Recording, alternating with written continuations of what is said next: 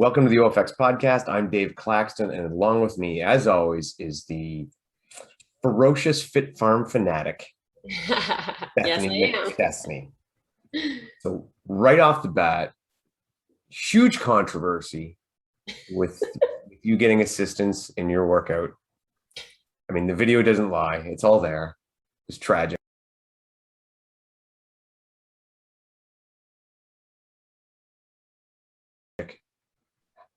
Tragic. Yeah, that massive push. Are you ashamed? The massive assistance from the 50-pound child pushing the 150-pound sled with her baby toe. No, I'm not. It's just, I thought that maybe you lost sleep and maybe you were concerned, because this is a moral dilemma. I understand. Honestly, it was a lot of fun. It was great. People who don't know what we're talking about, look on Instagram. It was a bit of a joke. Actually, it was a huge joke. Bethany kicked my ass. Honestly, by like 2 minutes and maybe 2 seconds, 2 minutes and 2 seconds. I mean, she didn't use the man weights, but that's okay. That's okay. It's fine. It's fine. I've come to accept it.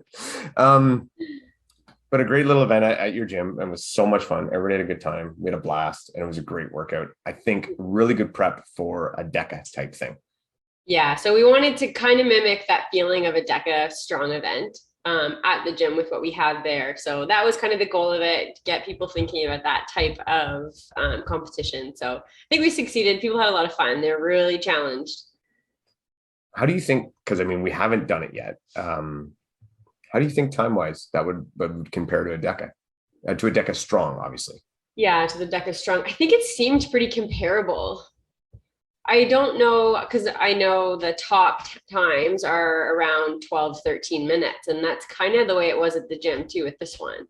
Yeah. I think the only thing that I wonder about is with the bike and of course for us, the tank being kind of a unknown variable. Now this sled you set up, that sled drag was hard. That was heavy. That was hard. That was nasty. I think it was probably harder than the tank sled. I don't know if it was as long though. Yeah, it might not be, but now the biggest difference too with the tire is if you could get it moving fast, you were rewarded exponentially. Because if it's kind of like when it gets stuck, to get it moving again is extra hard. So if they struggled on it's okay, it'll turn back on. That's okay. If they struggled on the tire, then they really lost time. So I think that will be a big difference. And the difference too with the tire that you had it set up to, we always had to go backwards. So there was no brake to push it forward. You were constantly working those quads with that kind of little back step shuffle. Yeah. Anyway, I thought it was a lot of fun. It was really well. It was a good workout. And again, you got to do the workout before me. You planned the workout and all that. So that's all fine. But all right. So talking about DECA, I'll just run right into Ryan Kent. So Ryan Kent, we had on just last week, and he talked about trying to set the record for fit, strong, mile, all that. And we kind of got the feeling that he would really be best suited at the mile. And I think his confidence is there as well, because he put a $500 bounty on his own head. So have you seen him? Have you seen that? My mic shut off. No, it didn't. I can hear you. Oh, really? Yeah. Oh, okay. My video won't turn on. That's okay. We can fix that after. Okay. I did not see the bounty situation. So yeah, he said for that event that he's going to do DECA mile, and forgive me, I can't remember where it is. I think it's in Colorado somewhere, but it's coming up shortly, I believe in September. If you can go to that event and if you can beat him at the DECA mile, he will give you $500. And then I'm not sure if they followed through with this, but DECA has mentioned that they may match it. So if you've got the ability and you want to try to take a crack at $1,000, head down to Colorado and see if you can beat Ryan Kent.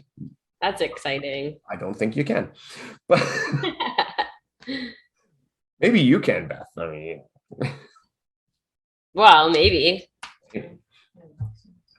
So that was cool. I like that. I think it's great. I think it shows great confidence by Kent, and I think he is going to set the record for that. He had a good shot on the last one and just messed it. So I really believe he will do it. One thing I wanted to talk about, and I haven't brought it up before because I was hoping to get these people on, but I'm I don't know. They're not picking up the phone or they're not answering the email. But the Mud Hero. So here in Canada, Mud Hero is like our own little personal Tough Mudder. They have their first event in years set up to go September 25th. And that is in the Duntroon area where Spartan used to hold some of their races just south of Collingwood. And it's supposed to be a permanent obstacle course, which we do not have, as far as I know, a permanent obstacle course in Southern Ontario, do we? No, not in Southern Ontario that I know of. Me neither. And I look for these things, so I'm Yeah. pretty sure we don't.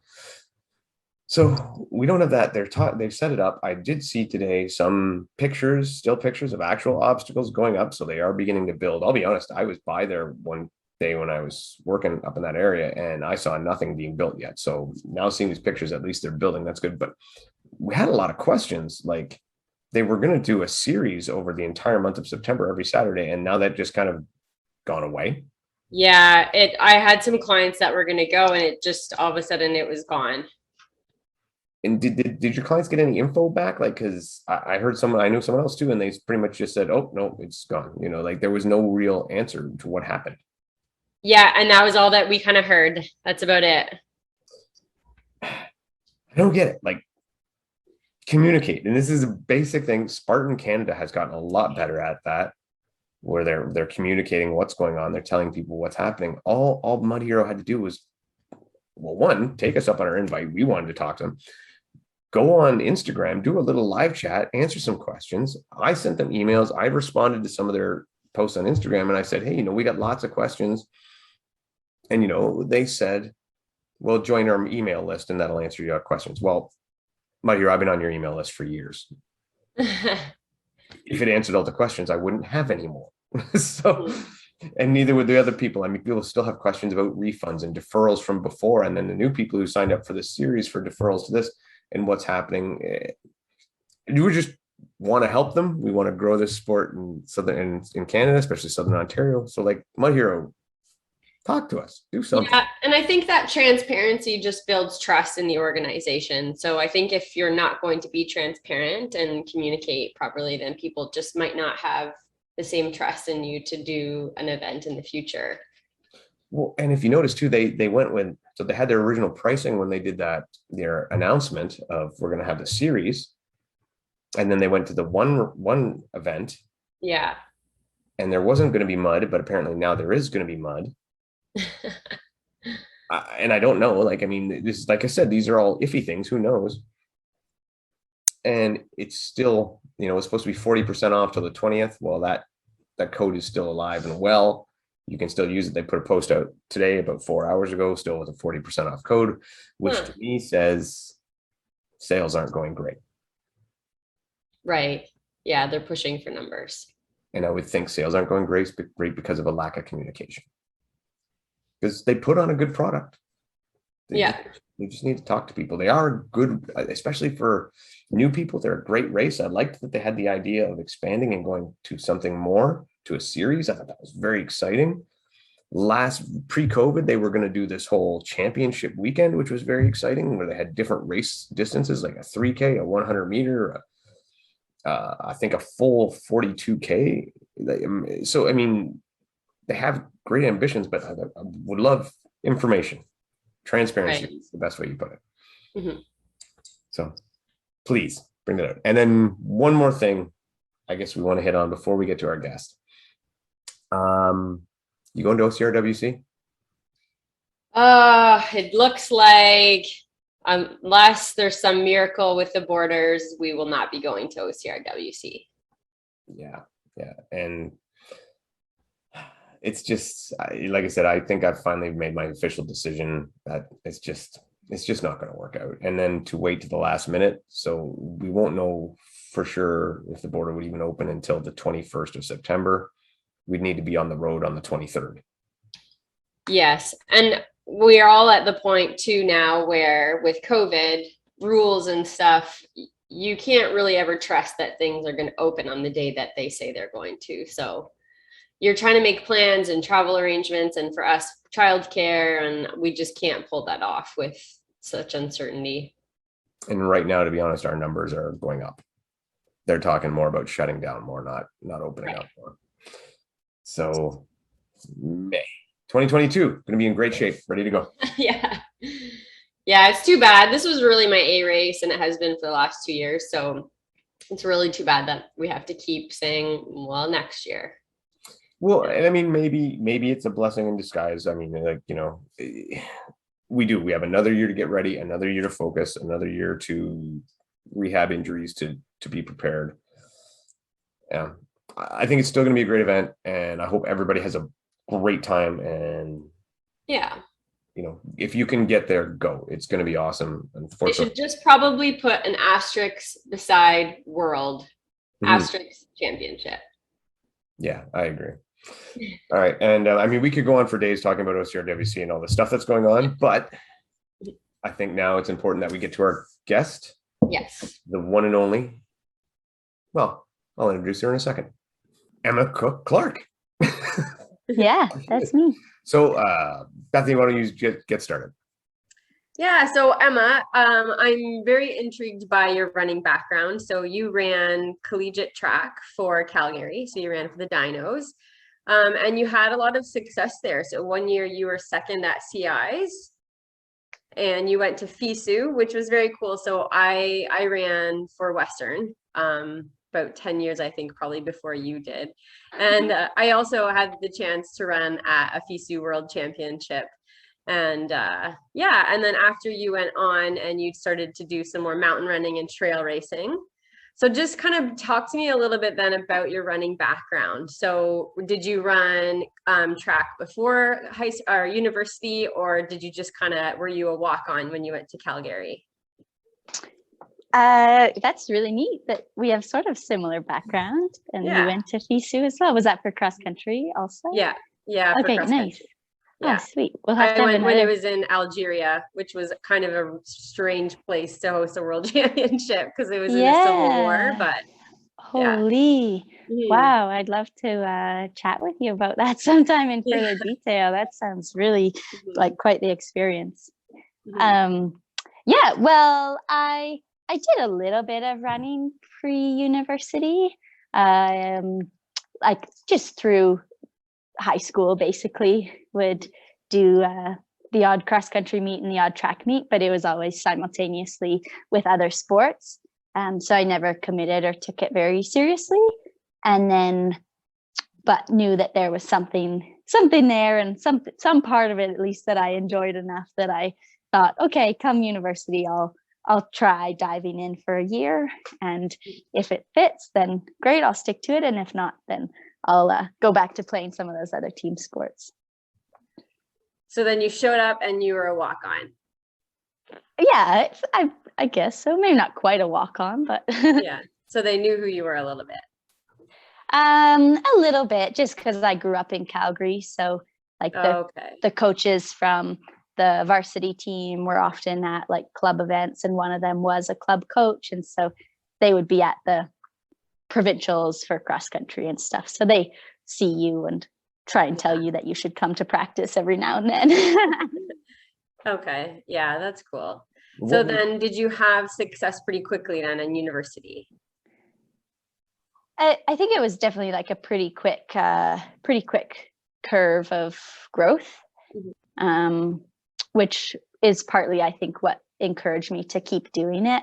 It's because I saw that things can kind of happen relatively quickly if you put hard work and dedication into it. So that was definitely encouraging. So a couple of things, actually. What were the other sports that you said you were doing before you got to university? You were saying you were playing team sports. Yeah. Primarily rugby and soccer, and like throughout high school, both in school and then for club. And then I played provincial rugby for one summer. So those were the main ones, and then a few other team sports through school, but nothing serious. And then lots of other activities on my own time, more of the hobbies or what I was passionate about. So doing lots of things outside. So correct me if I'm wrong, but isn't rugby an odd spot to draw, track runners from? It just seems to me a little more. Yeah. I think in some ways, but that's maybe the beauty of of high school sports is you can kind of do it all. So you're not necessarily like perfectly suited for one thing. But the really cool thing about rugby too is how many different positions there are, and how like different body types and different strengths tailor to different positions on the field. So like there's a position that's called a prop, and they're the ones that are right in the scrum, and they're like holding up the rest of the scrum basically. So that I would just be crushed in. But I mostly played wing and fullback, so that's like way out on the edge of the field. You don't get the ball tons. You're not really involved in those huge scrums. And most of the time, you're kind of doing like one-on-one tackle situations, but you still can be tackled by somebody that's like 3 times the size of you, and vice versa. They might squeak through, and then it comes to you to tackle them. So it definitely is a bit more of that than a straight up track runner, but depends what position you played. So you came out of there, you went to university, and I was not a university runner. I was not of any kind of runner, but I do know that it takes a heck of a lot of training, and should take really quality training. How did you change your training style? Like when you got to university and then kind of got serious in running, was that like a culture shock for a training perspective? I think in some ways, yeah, the structure of it, but I was used to working hard, and like really that's what I've liked doing. I think that was probably the most appealing part of sport, aside from the social and fun aspect, was that you just like go and you put your head down and you work hard and you improve, and you just get to challenge yourself all throughout. So hard work wasn't foreign to me, but possibly the like structure and consistency more so was the change. I think maybe culture shock, but I was pleasantly surprised by how interesting it actually was. I think prior, I thought running would just be so boring. All you do is go and run. But I mean, that is what you do. You do run a lot, but there's so many different ways to achieve what you're trying to get. And it's not just going out for the same run every single day. You're doing intervals or tempo runs or long runs or easy runs or cross training, and you're going with different people. So it actually was a lot more interesting than I thought. So I'm always interested about people's experience with university track running, because I grew up in the track world, and I had a lot of friends who went to university for track, and a lot went stateside. And I was always amazed at the runners that could come out of university healthy and happy and still loving to run, because I did find the university world just really could tear people apart. And a lot of coaches had very short focuses, and there was like my team was rampant with eating disorder, and almost all of the girls I ran with were broken and damaged by the end. And so very few of them could keep going on. And so when someone comes out of university and and we just interviewed Julianne Stolly, who you've raced great. against as well. And she's local now to me.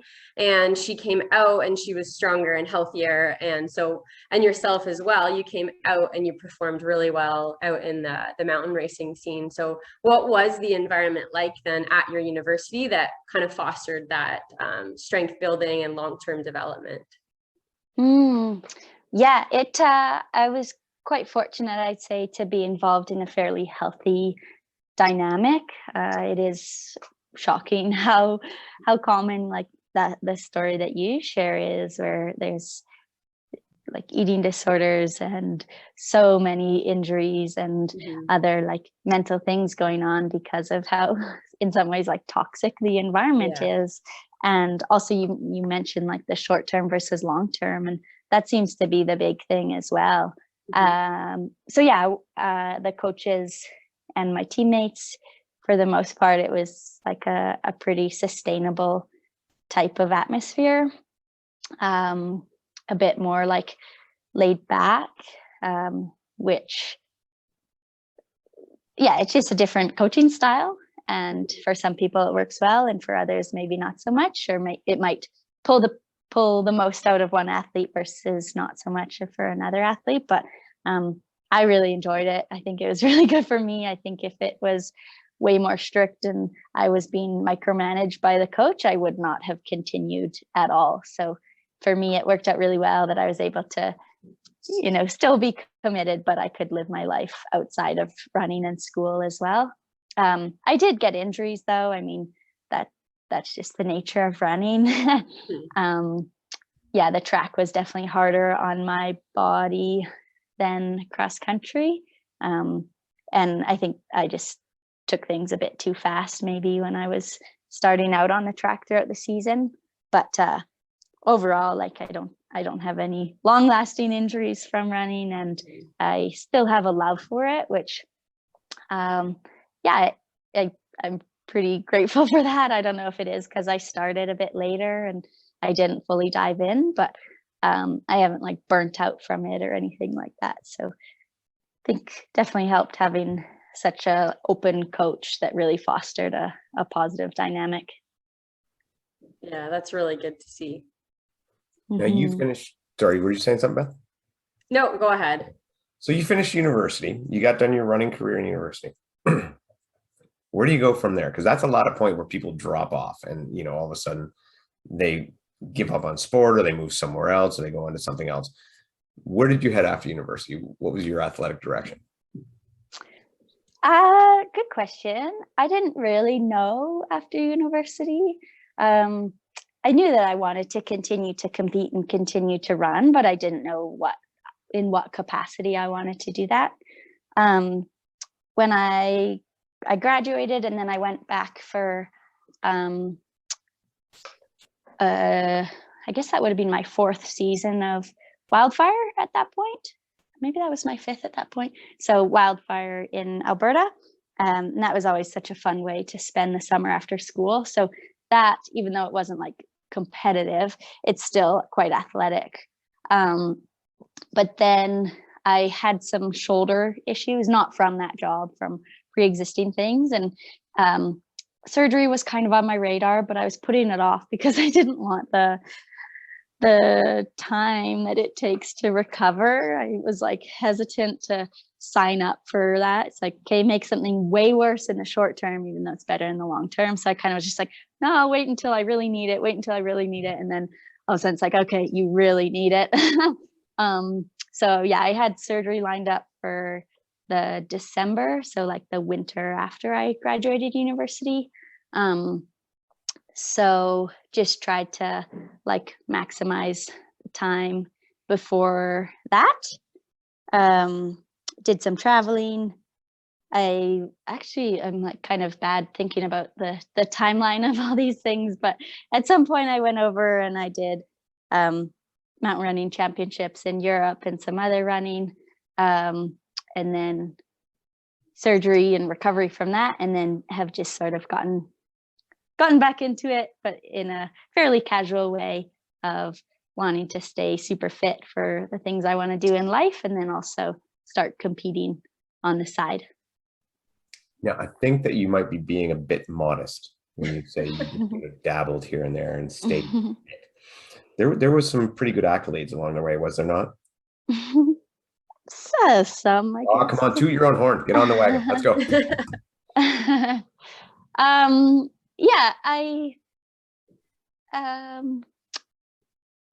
There's a few like events that I'm proud of, but I still, a lot of them I went into like partly injured or just not quite, mostly it was like not quite in the shape I wanted to be in, due to usually injury.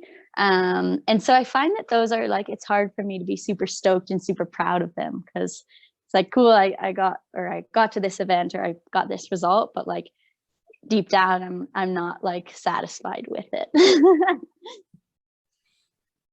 So what put OCR on your radar then? Because you're one of the people who got selected in Nicole's dream team. However, unlike the other women selected to Nicole's dream team, you had never done an OCR. How did you work that? I applied and was completely rejected. Not taken. I don't even think she took it seriously. I mean, I've been upset about it since, but yeah. How did you get? Are you saying that you identify as a woman? I identify as a 4-slice toaster.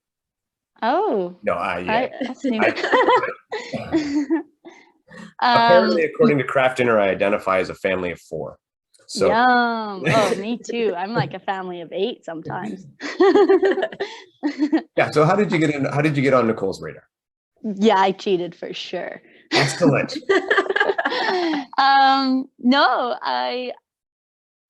I had been thinking about doing some obstacle course racing. I thought that they looked pretty fun and figured I had enough transferable skills that I thought that I could, with time and training, I could be okay in it, and also thought that I would have fun doing it.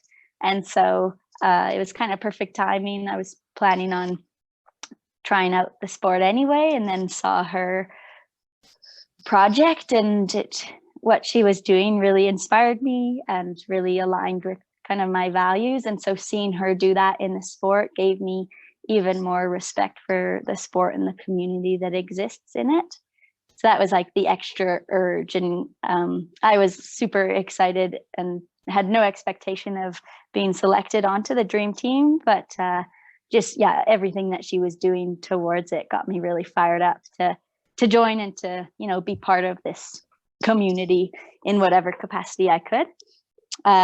So applied and was optimistic and got like more and more excited as the time went on. And it happened at the same time that I was like still pretty fresh in my new job, which is just a lot of relatables in the fact that it's male dominated for the most part. And so that kind of like fueled my drive as well. And I spammed Nicole. I did like this Instagram story. I'm not really much good at social media yet, but I like tagged her in like 10 different things of like women can do this and that and that and that too. And it was really fun. So I think that like she saw that a little bit. And then grit coaching. So Jess O'Connell and Faye, I know both of them from Calgary, and they're both really awesome. And I went for a walk with Jess and I told her that I'd applied, and she said, "No way, that's amazing." Nicole had asked them to help with it, and she was like, "Oh man, I'm so excited for you. I don't know what I should do. I don't know if I should tell Nicole. I don't want to be like biased or do something that she wouldn't like, but I might message her. Who knows?" Anyway, so I guess she saw some things that she thought could be promising in the application, and decided to take a gamble. If you're not using all your resources, you're not trying hard enough. So I think you did what you're supposed to do. And for those who don't know, you are a firefighter. That is your other job that you're talking as a male-dominated industry. And I mean, yeah, that just speaks for itself as to your toughness and grittiness. Thanks. So how was the process? You haven't done a race, and you and Nicole are obviously talking. You're talking with the dream team members, and you guys come to the conclusion that the best way for you to start is to go to a Spartan National Series in Asheville. So literally dive headfirst. Don't look for rocks. Just go right at it. Yeah, that definitely wasn't the plan from the beginning. The plan was to try and do some Canadian races, something that's a bit more close to home, kind of low key, figure it out, learn a lot more about obstacles and what the races are like, and then kind of progress and train those specific things, and then maybe try like West Virginia or something. But with the pandemic, a lot of the races in Canada were either canceled or postponed like quite a long time. So instead, my first race was going to be West Virginia, August 28th, I think that would have been. And then just some other like life things were going on, and something came up for that weekend, but I thought, okay, no, I'll just stick with West Virginia. And then I was lying in bed one night, and something had kind of like happened that day, and I just thought, why don't I just go to Asheville? Ariel had actually been asking, she's like, "Have you considered Asheville? I think it'd be like a good one." She was considering going as well, but she had done Utah, so ended up not going to Asheville. But And at first I just wrote it off, like, nope, can't go. I don't have time off work. And then considered it a little bit more, thought about it, booked flights the next day, got coverage for work. And I think that was like a week and a half out or something from Asheville. I messaged my coach, Jess, and was like, what do you think about this? And she was like, yeah, great idea. But I didn't tell her the date of it. And so she thought it was like end of August. So that was kind of funny. That I was like pretty stoked that she was so supportive of it. And then afterwards, she's like, oh, wait, what? That's right now? Okay, let me tell you like how to taper or something. So yeah, it wasn't the plan all along to do it, but things were just like getting on in the season, and just figured like what's the harm, you know? The worst that happens is I fail 15 obstacles and I get like lapped by the category behind me, like whatever, doesn't matter, I would learn a lot. And that was like my only real strategy going in, was to learn a lot. So it was fun. I personally love it to dive right in and go after it. I think that's great. I mean, clearly you have the skills to run. You could do it. I think it was a fantastic idea. I'm completely supportive. And as far as Ariel goes, she spoke to me before we were texting back and forth. And I was doing my picks for the event, as Jack Bauer has a contest where you pick where you think come. And she's like, you need to pick Emma. You need to pick her. She very well could win this. She is that fast. No way. So I did. So I actually did pick you for third. I did. You let me down a little bit. Thank That's you. Okay. I know. I'm sorry. Ariel did it to me too. She let me down too, but that's all right. Mostly just me. I'm really terrible at these picking things. Maybe next time. But so let's talk about your Asheville experience. Like, you get there, and I mean, it's got to be a bit of a different. How does it compare to, say, your mountain running, or is the whole vibe different for you? Yeah, very different. I didn't know, like, it seems like such a tight knit community, and sometimes when it's tight knit, it can be hard to break into. So I wasn't sure how, if I'd feel quite isolated or if I'd be brought in, but right away was completely brought in. Everyone's so friendly. Some of the other elite gals let me come and stay in their house they had rented. I did this like learn how to obstacle type course on the Friday, and everyone in that was so welcoming, so supportive, and so ready to like give tips and learn from each other. So yeah, that was like really awesome. That made the weekend in its own. And then the race part 2, it was nice. It was like, I really enjoy how it's a much bigger event than like, yeah, just I guess other events that I'm used to. And it's big for each person. Like, there's different categories, and each of those categories is like as exciting as the one that was before. So that was pretty cool. I think it's nice to get that perspective of, sure, I jumped into this big elite race, but like, this is just as big of a day for somebody in the open category doing their first race, or somebody doing their 10th race, or somebody jumping in the age group for the first time, or somebody who's battled some illness or injury or something else. And anyway, it just was nice. It's like a much bigger deal than just one athlete trying to run and do obstacles, It's a really great way to look at it. I like that. When you started the race, one of the announcers, I believe it was on the Spartan the recap oh yeah, thing, and Megita said, when in the absence of Nicole, we will see who takes the field out. And you went out comparatively very hot to some of the other girls, and just essentially you attacked. You went, well, what seemed like an attack. Was that part of your thing, or are you just like, I'm just going to run my race right off the hop, and if it's fast, it's fast, if it's slow, it's slow, but I'm going to do what I'm going to do? Yeah, it's funny, I really did not have much of a plan. It was just kind of, I was just going to like wait and see what the field was doing and see how my body was feeling type thing. So Yeah, I just kind of like settled into what felt like a comfortable pace, but I looked around and thought, oh, I probably shouldn't be like out here on my own. I don't know what's going on. Like it'd be better to just like follow and do what the pros are doing. So I kind of eased off, and then nobody came back up, and I thought, well, why go at like a pace that is not that much more efficient for me, when I could go and maybe gain some ground, because I knew very well that like the challenges were coming for me. So might as well just open it up. And it started out super flat and then downhill and like easy runnable terrain with simple obstacles from the beginning. So yeah, I just decided in that second, okay, just like do what's comfortable and take everything as it comes. So had you gotten previous instruction on how to do the actual obstacles, or had you tried them, or was in that race the very first time you touched hands to any of those obstacles? There were a few that were the first time that I touched them. Olympus and Stairway to Sparta I hadn't touched before.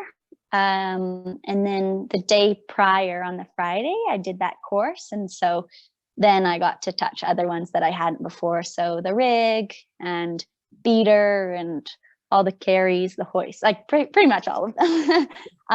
But there is a gym in Calgary that I was able to go to a few times that opened up prior to the race, after being closed for COVID. So had some great tips there from some of the trainers. So was able to, at least get a feel for what some of them will feel like. And that was CoreFit, I assume you went to, right? Yeah. Yeah. Good guys, good trainers, yeah, it's people. Super great. Yeah. I admit, so when I was watching the live feed that ORM put on, and I saw you get through Twister, and you got through Twister clean, and I'm like, oh my God, she's, I thought you got through that. I'm like, this could, Ariel could be a genius here. And then after that, you did get into some struggles. So what ones did you struggle with? And I do have to ask you this before you tell this. Have you ever done a burpee before? Because those were like some of oh the my gosh, slowest. I'm so not trying to be, but those were some of the slowest burpees I've ever seen. I know. I don't know where to start here. There's lots of things that I need to work what on. Obstacles did you struggle with first? So Olympus I succeeded on, but I was really slow. So Annie caught me there, and Lindsay caught me as well, but she had to do a penalty loop there. But anyway, I was like happy to stay on it at least. That's a tough one, yeah. Yeah.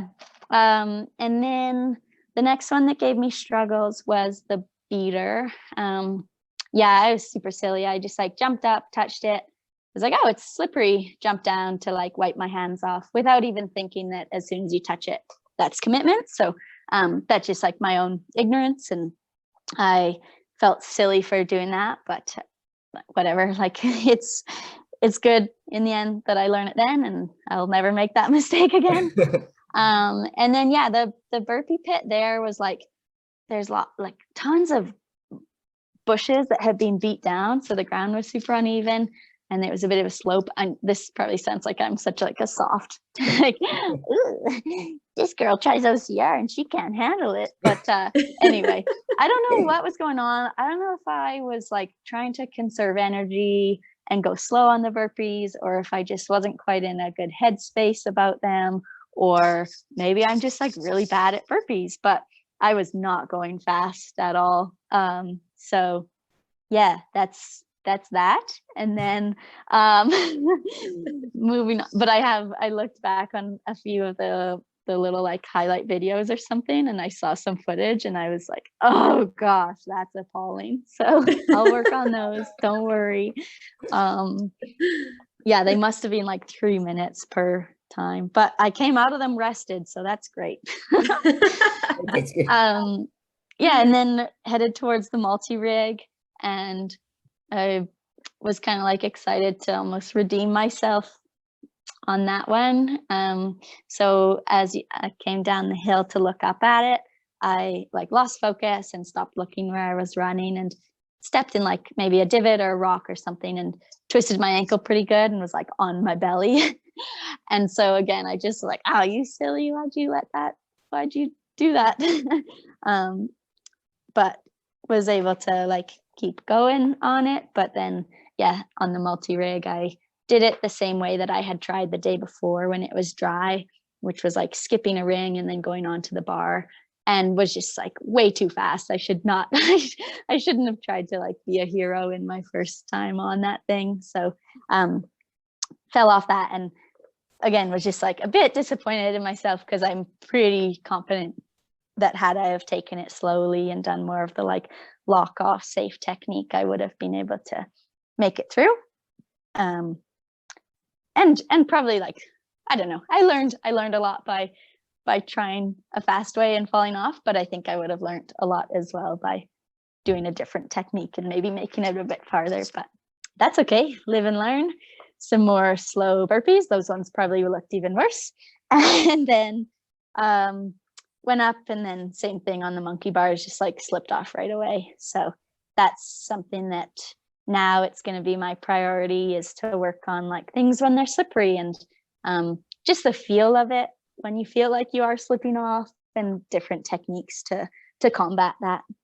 Because it didn't feel like a lack of strength. It very well could be on some of those, but I just need to be smarter. I would say from the sounds of it, I don't think it is a lack of strength. I think it's just, some inexperience on those obstacles. And now that you get that and then you keep going to core or wherever else, because you did recently moved. Are you still in the Calgary area?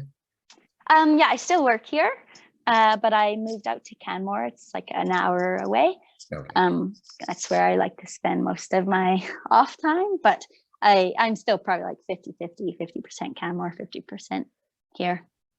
So with a little more training at the gym and on those obstacles, I think you'll have them down pat. Because I mean, I did see part of your rig and everything. Yeah, no, it wasn't that bad. It really wasn't. Honestly, I think you're just not used to the wet obstacles, and you don't get that in it because they don't train that way. Yeah. I think really you will do very well at them as soon as you get a few more tries at them. And I think even your next race will be a world of difference because you did have those experiences, and you'll know going into it, it's like, okay, when I feel it and it's wet, I know it's wet. I also know not to let go and start again. And I think you'll do just fine. So thanks. After all that, you still did get quite a good finish. You came in, fifth, was it? Yeah. So fifth at a national series race, which was your first ever OCR. And you failed 3 or 4 obstacles? 3. That's actually really freaking impressive. Yeah. Like, really. That's just testament then to your running abilities. Slow burpees as well. Then and catching up after slow burpees. Yeah, like if you think about it, you did 3 sets of burpees, did you not? Mm-hmm. So that's 9 minutes. You were doing burpees. That's a lot. Like we cannot critique Nicole's selection, put it that way. Oh, thanks. Did the course suit you as far as running training? I think, yeah, relatively. I think there's definitely an advantage to having a running background. A lot of different types of courses I think can suit me just because of that fundamental background. And doing a bit more mountain stuff lately as well. I think that can be helpful. The hill near the end of that course in Asheville, I was pretty happy about, and I think if it was a few times longer, it would have been even better. And I think, to me, to hear you say that actually will make some of the other female elites very frightened. No, they know my burpees suck. They're okay. That'll take me years to perfect. Did you hit the spear throw? Yeah, that's like fluke. Everybody's supposed to miss the spear throw their first time. I know. I cheated on that one too. I'm just kidding. Whatever I'm works. totally kidding. I don't know how to cheat. I think I've seen tons of videos of Hunter McIntyre cheating on those spear throws. You're fine.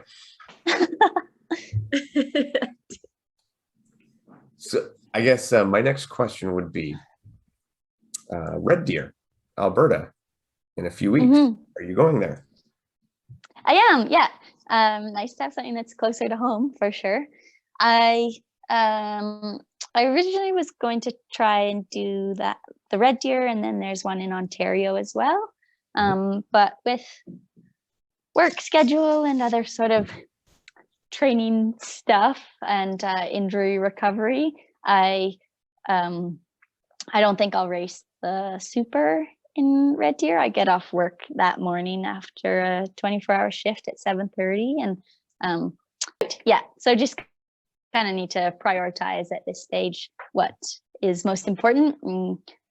As much as I'd love to go to every race that I can, it's also the first year trying it, and there's races like pretty much all throughout the year and in years to come. So just need to have a balance right now, I think. But I'll definitely be in Red Deer for the Sunday to do the sprint, and then I might kind of like do the open category in the beast to practice.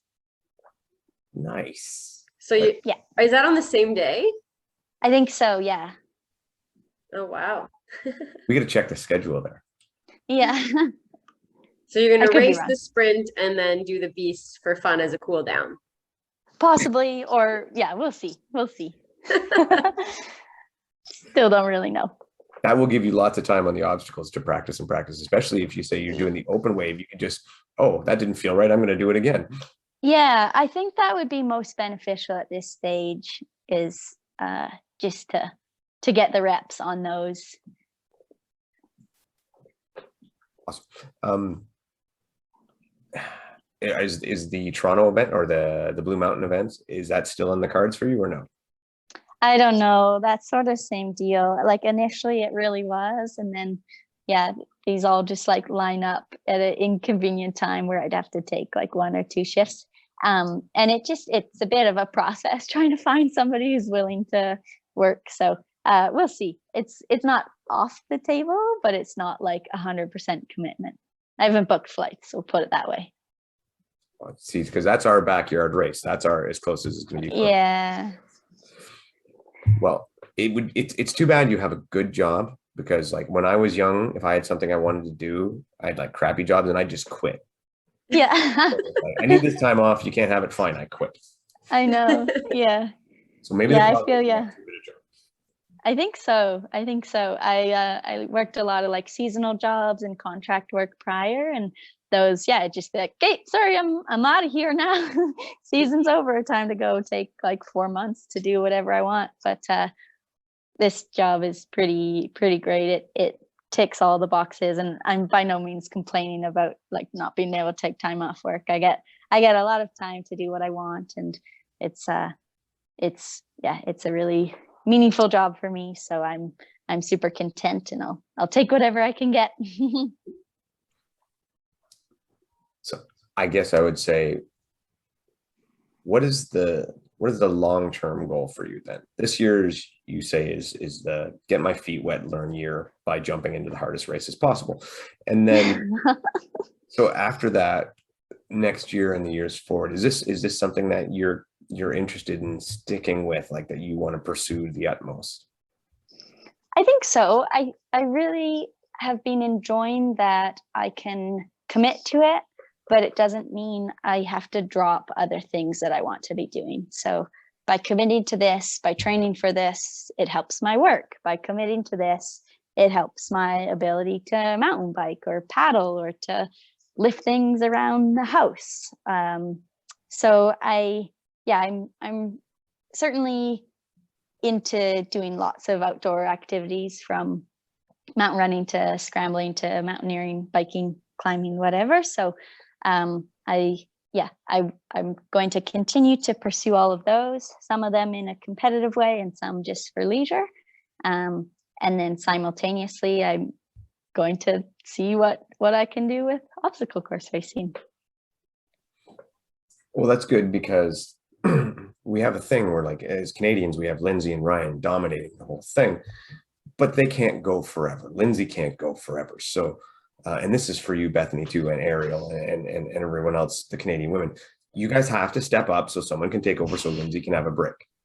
All right. So if you guys could do that, that would be fantastic. I'm also much older, so yeah, I know. I feel like I didn't say that. Emma has a better chance at that. But you look so You're young. talking about the young blood. Yeah, you do look so young. You look younger than I am. Oh, you're just approaching your prime. I like to think that too. Thank you. I haven't hit it yet. Yeah, exactly. She's being modest. She's got the guns, coach. Will you guys be in Red Deer? Yes. So awesome. I'm kind of in a not totally situation like yours too, but I'm probably going to be doing the sprint, also coming back from an injury, and I just don't want to put myself in a position where I'm in a competitive mindset and I can't step away if I need to. So yeah, but I really want to go. I love the community, being a part of all that anyway, supporting my friends. So I'll be there. Yeah. Oh, that's great. It'll be fun to meet you in person. Yeah, I totally understand though, of like, as soon as you commit to doing the super and like racing it and competing, it's so hard to like dial it back. And like you won't even feel brain pain, is gone. you know, you'll just be go. This is all that matters. It'll heal later. It's fine. Exactly. Yeah. Movement is good for it. Which is definitely true in some cases, but it's also, I'm sure we've both learned that lesson a few times, that like it doesn't actually help to push it too early. No, it doesn't. I wish I could hear your guys' minds during the races where you're trying to logic yourself through that. That would be fantastic. My crazy competitive brain. Oh yeah. It's okay. We're fine. This is smart. This is a good idea. Oh, I think it's broken. It'll be fine. It just takes 6 weeks. It's not going to be any more broken if I keep going fast. Exactly. Yeah. For sure. Well, that's all I have for Bethany. Yeah, me too. Thank you so much for joining us, Emma. It was so great to meet you and learn a little bit more about you. And we're really excited to meet you in person. My pleasure. Thanks so much for having me on and chatting. That was great. Sorry about the background issues and the Wi-Fi. Poor quality. No problem. But thanks for all the nice questions and discussion.